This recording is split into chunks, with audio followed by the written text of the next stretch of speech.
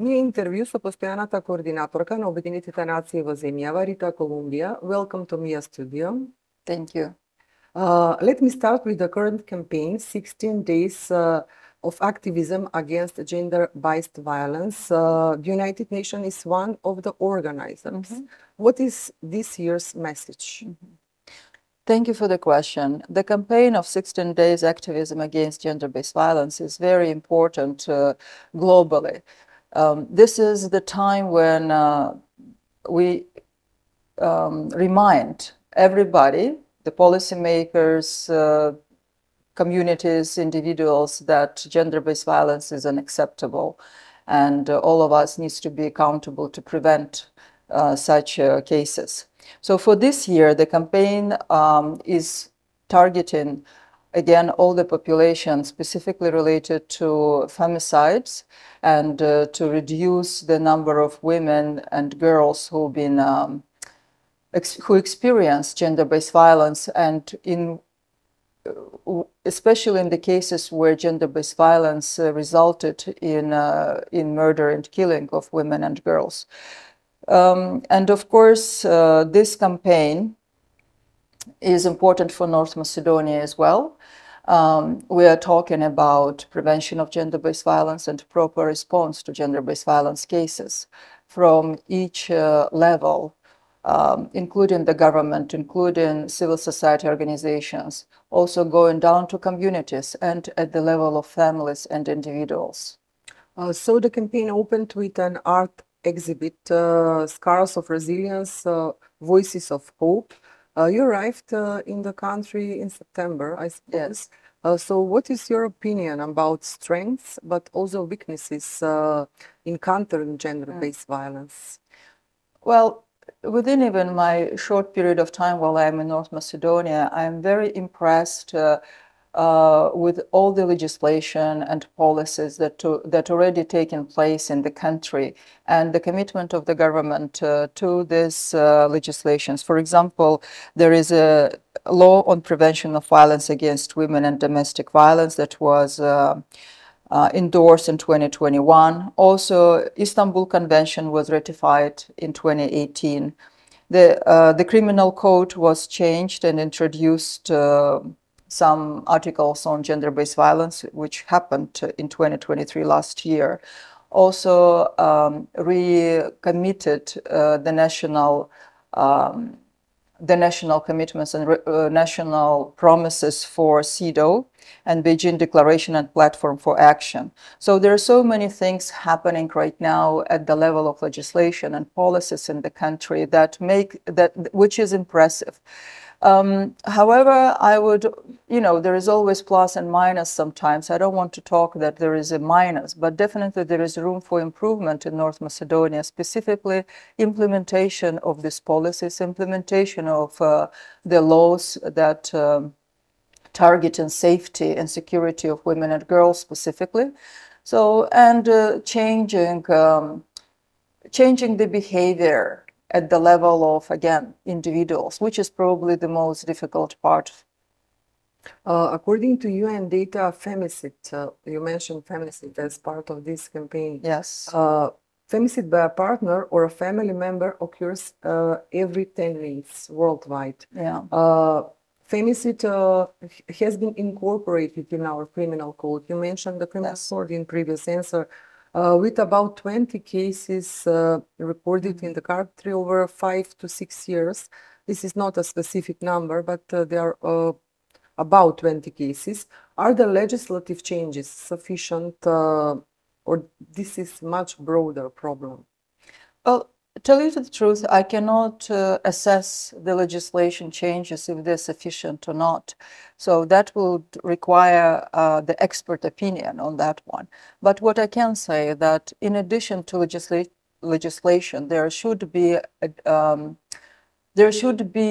steps taken to change the perception of gender-based violence within the communities. Also, to encourage and empower women themselves to report the case of gender-based violence. It's not always happening. It's not happening due to sometimes cultural norms, social pressure, sometimes personal values that exist within the family, so that prevent a woman or girl or anyone who've been violated or abused within the family to report this case. That's why when we speak about statistics related to GBV, I always have a question that if all of the cases were actually reported, and based on my experience in other countries, I should say that actually no. The underreporting of GBV cases is much, much higher. And what we see in the statistics is just tip of the iceberg that kind of exist in the society. And just to add that legislation needs to be supported by multi-sectorial approach, that not only one ministry or one sector is responsible for preventing gender-based violence. It goes across all the sectors within the government, but also all the sectors within the society. You already mentioned that there is underreporting, not only in this country, but worldwide. According to NGO data, only 2% of victim reports 2% of victim report violence. But recently there was 2 proposals from political entities in our country for law changes. One was changes to the law of prevention and protection from violence against women and domestic violence by introducing a temporary measure of perpetrators wearing an electronic bracelet that would alert victims if they are less than 100 meters away from them. In addition, the other proposal is for amendments to the criminal code for ex officio prosecution of cases involving physical injury resulting from domestic violence. What is your opinion of these 2 proposals? Maybe they can persuade victims to report violence frequently, or what is your opinion? My opinion that it will not be sufficient to encourage the survivors of gender-based or potential victims of gender-based violence to report cases of violence or abuse. Besides, let's talk about overall, the gender-based violence has different forms. It's not only physical violence, it's also psychological, economic, emotional, like there are varieties of different abuse, sexual, varieties of different abuse and violence that any member of society can experience. So right now we see that more women and girls experience abuse and violence, so less men and boys. But I mean, gender-based violence means violence against any gender. So with this case, perpetrators, we need to work with perpetrators as well. So, and there are certain programs already existing in Europe, in West Balkans countries, including North Macedonia, that run by NGOs mostly, but perhaps they need to be also institutionalized by the system, the ministries, that to understand the behaviors of perpetrators as well, to work with them, to make them accountable for their actions, to make them aware what is happening and why they behave like this. Basically, to go to the root causes of violence and try to prevent it, rather. So, in addition to responding, definitely such issues, such measures may work for certain cases, but it's not going to prevent perpetrators to repeat the act of violence against the same person. So, and it will not encourage majority of women to report the cases of violence because they may not feel safe anyway. That's my opinion on this one. Women in high positions is always a challenge for our society. Having in mind the women's role in the home and taking care of the children and elderly members of the family, what can a healthy system do to increase or create equal opportunity for men and women? So this is a very complex issue, right? It goes across all these spheres of our lives, starting with economic opportunities for women. So right now, the Ministry of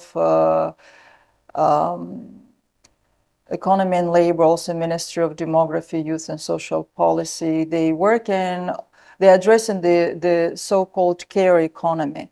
So the care economy means that those people who engaged in labor, such as taking care of disabled people, taking care of babies, young children, or elderly population, and in most cases it's women who are doing this job, they should be recognized, and they should also get reward and for their work. So because in most cases this care work is for free, because as a woman you take care of your children, you take care of your elderly parents or those people who sick, and in addition to that you also can do other chores in the family, but this kind of work is not recognized as work and is not paid as work. And that one of the things that the country needs to look at, this care economy, what measures needs to be done to, first of all, recognize this kind of work. Another thing for giving women more opportunities for economic independence in the way, it's also to encourage family-friendly workspace, that a woman not only can perform her motherhood goals, but also realize her potential as a contributor to the economic development of the country, that she can do her career, she can complete her career goals. With that, the private sector, the public sector, they need to provide friendly space, flexible hours for women, and also for men as well, who takes care of their children. So right now we talk about maternity leave, but it should be paternity leave, that men as well can take a leave when they have a newborn child and take care of the child. However, there is always however. Do you have some good examples of this kind of economy in other countries? Of course, this exists in other countries, and we can see it in France, for example, in Sweden. Paternity leave is very much not paternity leave, but care economy. Yes, exactly. It exists in, as I said, in in neighboring countries from EU. So it also exists, if I'm not mistaken, in Canada as well. So there are countries that kind of benefiting from this sector of economy. So. And also preparing even women who may not be engaged in the formal sector of employment, if they have a proper training and they provide the services within her family and outside her family, she also contributing to economic development of her country. What I was saying as well, that this only legislation and policies, again, it will help. But we also need change of our attitude towards this new practices. For example, men, in this case, need to be open-minded, not to be only the breadwinner, the provider, financial provider for the family, but also taking care of the children. So that's a change in this, let's say, behavioral norms, that it's actually good to take care of children when wife goes and work. So it's good to take turns in household chores. It's not anything embarrassing for a man to do this job. Also for a woman, it's good to be a leader. It's good to be a politician. There is nothing embarrassing to be at that level of her job and career. So, but again, this is all depends also on the norms that exist in the society. And because the country is developing fast and in terms of the technology, in terms of the policies, in terms of its position, geopolitical position. The culture and social norms will need to catch up with the economic development of the country. Yes. Considering your experience as part of United Nations Fund for Population Activities, what measures can be undertaken to reverse the trend of low fertility trends? Maybe this that you mentioned in previous answer was one of the measures, which the state statistical office in our country said would lead to population shrinkage by 2070. Yeah. Well, you know, I'm not a demographer by my background, educational background. However, as you said, through my professional life, I always faced with the same questions. What do we do when fertility goes down in the country? First of all, this question is this issue faced by the developed countries, not by the developing countries. The positive side that North Macedonia developing quick, so it's already developed countries, upper middle income country, that's why it faces this issue, just like South Korea. South Korea, for example, today, it has the lowest fertility rate in the world. So, and yes, they also face the same issues as countries in Europe. So many countries in West Europe similar. They also have a low fertility rate. There are many approaches to increase fertility rate. There is always need to understand what would be the cost of it and what are the expectations. For example, some countries like Russia, they have maternal capital, for example, for many years. They have many incentives. South Korea, the same, but does it increases the fertility rate? It may increase it in a short time, but to the certain level. But then it's not going to go up because people may not see the incentives anymore in financial support. So all this financial support is not going to be enough for bringing up, raising children anymore. So because, again, we are developing and the cost of life is also growing. So that's why we only with financial incentives, we will never match the expectation of couples, of families. So as I said, it's a more complex issue when we talk about fertility rate, and a demographer would be the best person to speak about it. From my side, from the gender side, and a human rights advocate, I should say that it's a right of every couple, of every individual to make their own choices, how many children they want to have. So there is such a term as desired fertility. Basically, if a woman in her lifetime wants to have 3 children or 4 children or 1 child, it's her right to do that. And what society needs to do to make sure that she can fulfill her right. So if I want to have, I have 2 children myself, but I always wanted to have 3. So I lost my right for 1 more children, so for my 1 more child. But that's, again, we need to understand what is the desired fertility in the country and how to make sure that, and then the next step, what we need to do as a society, as a government, as families, to give this opportunity for a family to have desired number. We cannot dictate how many children to have.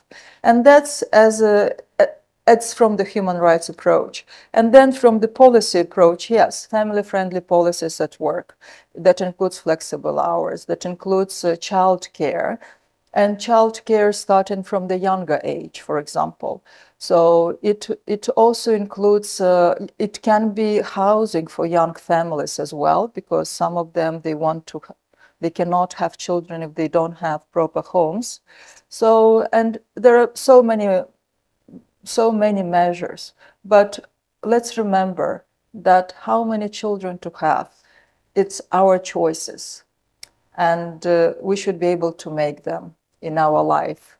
within the reproductive age. Yes, yes, we respect human rights, but these questions, this question exactly is connected with one proposal that we saw recent days for an increase of retirement age in our country to 67. Yeah. Now it's 60 for women, 64 for men. As you see it, maybe you're not expertise on this issue, but as you see it as coordinator of United Nations and its goal, is this solution to fill the youth work force gap in the country? Okay, this is a little bit different situation from fertility rate. Yes, they're connected. Connected because exactly they're connected. Fertility rate in the future will increase the number of labor, the workers, right? Because increase in population, increase number of young people, increase in number of people who will contribute to the labor market and to the economy. Again, right now, North Macedonia facing a second dividend. It's called second demographic dividend. So people live longer life and they can contribute longer to the labor market, to the economic development of the country. So the proposals of 67, I don't know if it will work well. However, what I would say that investing in people older 60 years old, 60 plus, will definitely bring economic dividend from that. Because if older population, if 60, I shouldn't say older, I'm already at that, almost at that age. So 60 plus population, if they're healthier, so if they have active life position, if they want to continue working, maybe not, they start second career, for example, they can start a small business by choice. Yes. Exactly. This is not by choice. Exactly. So the most important is to make it optional. So if we continue, because right now I'm not sure if even health-wise, people at 67 currently today in North Macedonia will be able health-wise continue working the same way as they did in their early age. So that's why I'm saying that this issue should be comprehensively assessed and definitely given 60 plus population opportunity to be active, to be healthy, and to be able to work if they wish, if they chose so. That's a good idea. Given incentives for older population to start their businesses, why not? This is some of the countries, they do that. They may not increase more than the retirement age higher than 65, for example, but they may give incentives for older population to have a small business or to contribute in other professions like teaching, like being, my father, he worked till 72 as a professor in university. So, but again, it's by choice. So if health permits and they still want to do it, it's great. So they can be incentivized to do that. Ms. Columbia, thank you for this interview. Thank you very much for your attention and for your time.